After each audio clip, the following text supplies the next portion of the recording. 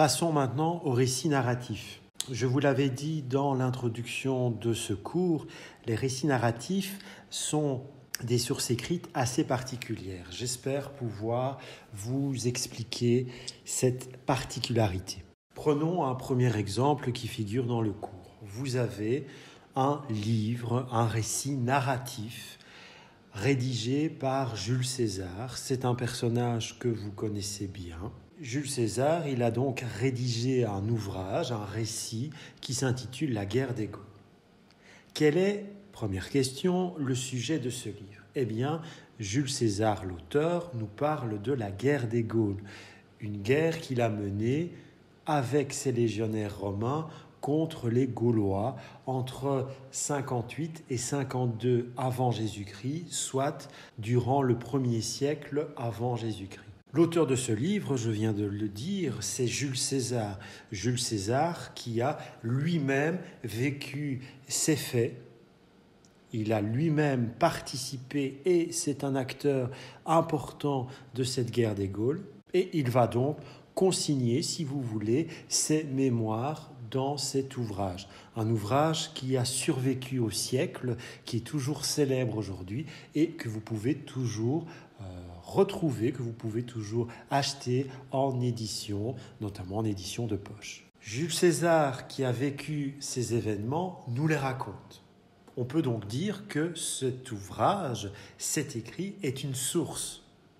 C'est un document qui a été produit à l'époque des faits qui sont relatés dans l'ouvrage. Ça, c'est une explication des sources que vous avez déjà reçues lors du premier quadrimestre, souvenez-vous, dans le syllabus où nous distinguions les sources des reconstitutions. C'est donc une source écrite à part entière, mais, justement, il y a un mais. Quel est ce mais ? Eh bien, c'est Jules César qui écrit ses mémoires. Et dans ses mémoires, Jules César, que va-t-il faire ? Il va se mettre en avant. Il va glorifier ses actes. Résultat des courses, n'oubliez pas que ce type de source écrite peut être considéré comme délicat. Pourquoi ? Eh bien, vous ne devez pas vous fier à ce type de source à 100%. Dans l'exemple qui nous occupe, il est certain que Jules César a parfois extrapolé ou du moins exagéré certains faits historiques qu'il a vécus, auxquels il a participé. Donc, soyez très attentifs au récit narratif. J'espère que vous avez compris qu'il s'agit de sources écrites, mais j'espère que vous avez aussi compris qu'il faut être vigilant face à ce type de sources. Prenons un autre exemple. Je me situe ici dans l'époque contemporaine, je quitte l'Antiquité pour vous parler d'un auteur de romans de fiction que vous connaissez peut-être, Émile Zola, qui était aussi un journaliste excessivement célèbre. Je vous propose de nous intéresser à une production écrite d'Émile Zola, c'est le livre Germinal, un livre que vous avez d'ailleurs peut-être déjà rencontré, on vous a peut-être déjà demandé de lire cet ouvrage. De quoi parle cet ouvrage ? Et il est en cela très intéressant. Eh bien, cet ouvrage parle des conditions de travail épouvantables des ouvriers dans les charbonnages à la fin du XIXe siècle et au début du XXe siècle. Émile Zola, en tant qu'auteur et journaliste, il s'est bien documenté sur les conditions de travail des ouvriers de son temps pour écrire ce livre. Dans Germinal d'Émile Zola, vous allez donc rencontrer des situations, vous allez rencontrer notamment un contexte ouvrier, un contexte social qu'Émile Zola a pu lui-même observer, car ce contexte ouvrier, ce contexte social, il date de l'époque d'Émile Zola. En cela, le livre Germinal peut être considéré comme une source écrite. Mais, parce qu'il y a toujours un mais avec ce type de source, n'oubliez pas, Germinal, c'est avant tout une œuvre de fiction. Les personnages qui y sont renseignés sont des personnages fictifs et certains événements sont tirés purement et simplement de l'imagination d'Émile Zola. Donc, dans ce récit narratif, dans cette lecture, dans ce roman, sociale. Vous avez une partie qui émane directement de la réalité de l'époque d'Émile Zola et vous avez une autre partie fictive. Donc c'est en cela que vous devez être prudent avec cet ouvrage et avec les autres ouvrages qui appartiennent à cette catégorie de sources. Prenons un troisième exemple, retournons à l'Antiquité. Vous avez ici un livre qui a été rédigé par Strabon. Strabon qui est un auteur grec de l'Antiquité.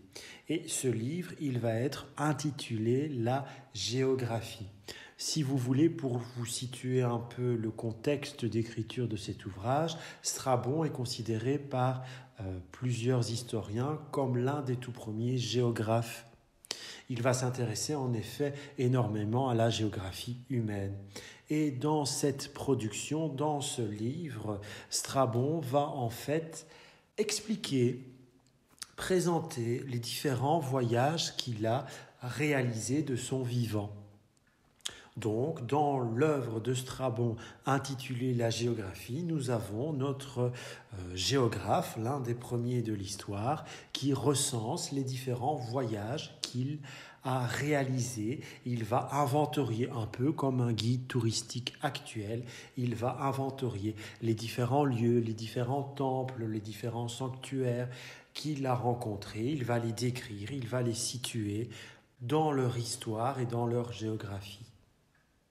En cela, l'ouvrage de Strabon est très intéressant pour les historiens de l'Antiquité, car parfois, assez souvent même, Strabon décrit des œuvres, des monuments, des habitats, des œuvres artistiques comme des sculptures par exemple, qui aujourd'hui ont complètement disparu. Strabon en devient donc ainsi, du moins l'ouvrage de Strabon devient ainsi une véritable source documentaire, une source écrite pour les historiens de l'Antiquité. Le seul problème, car vous avez compris maintenant, il y a toujours un mais, eh bien, dans cette géographie de Strabon, notre auteur va consacrer une certaine partie non négligeable de son livre à nous exposer des légendes. Des légendes où il présente, par exemple, plusieurs animaux mythologiques complètement fantasmagoriques. Donc, lorsque vous lisez Strabon, eh bien, il y a des données historiques et géographiques très intéressantes, très pertinentes, qui sont appréciées des historiens en tant que source écrite.